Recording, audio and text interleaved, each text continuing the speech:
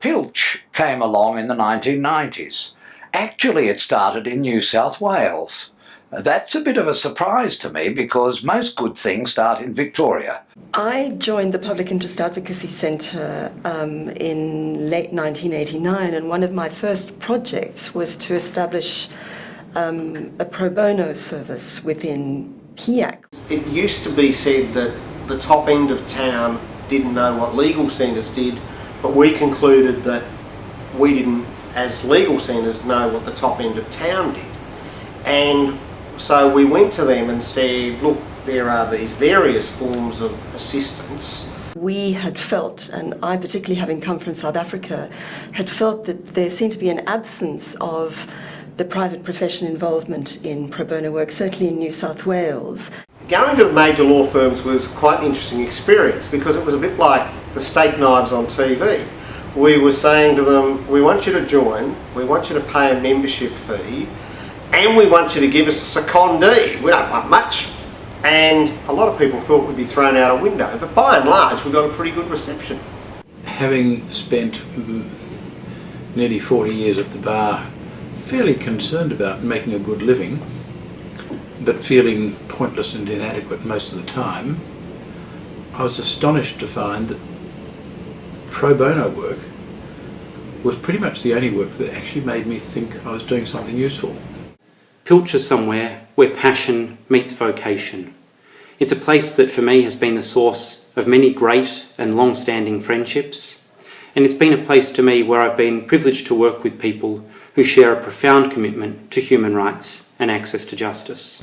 I see Pilch as an organisation which is of tremendous importance in that it connects people who provide legal assistance, lawyers who are willing to accept their professional obligation to do some pro bono work, Australian solicitors, Australian barristers. It connects those people with people who need assistance.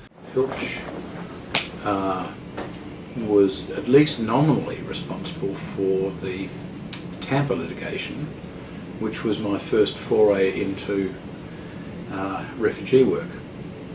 And it was curious because I really didn't know anything about refugees at the time, and if the whole thing hadn't been driven by John Minetta, it's possible that Pilch would have briefed someone altogether different. Later, when I was sitting on the High Court, I came to know the important work that Pilch in Victoria did for needy people, people with good strategic cases, often people who were less popular in the general community, people like prisoners who were asserting their right to vote in the federal elections, and people who had causes for refugees who became a very considerable clientele of the High Court of Australia during my time. Pilch is always there to pick up where we can't take the matter any further. And so from the point of view of the Human Rights Commission, that we see that as a really part of the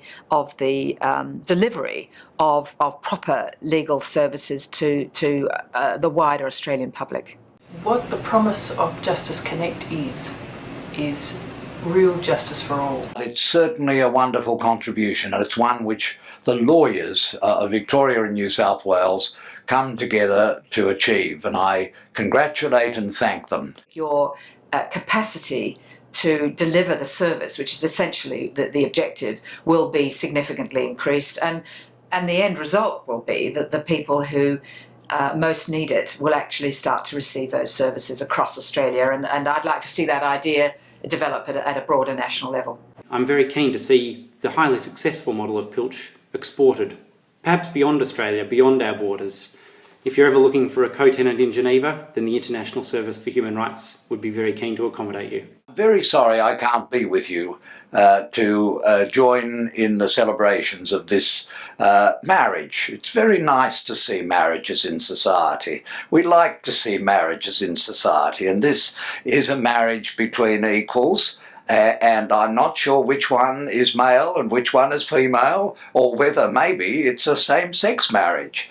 But whatever it is, it's a happy marriage and a happy union. One of the few criticisms that I received, and one of them was on radio and quite public, was the criticism that the name was dreadful and didn't mean anything to anyone. And I had to agree that unfortunately that was true, but we couldn't think of a better one. I think Justice Connect is a brilliant idea. Justice Connect tells people what it is and what it's doing very, very clearly and very firmly. So I'm delighted with the new name.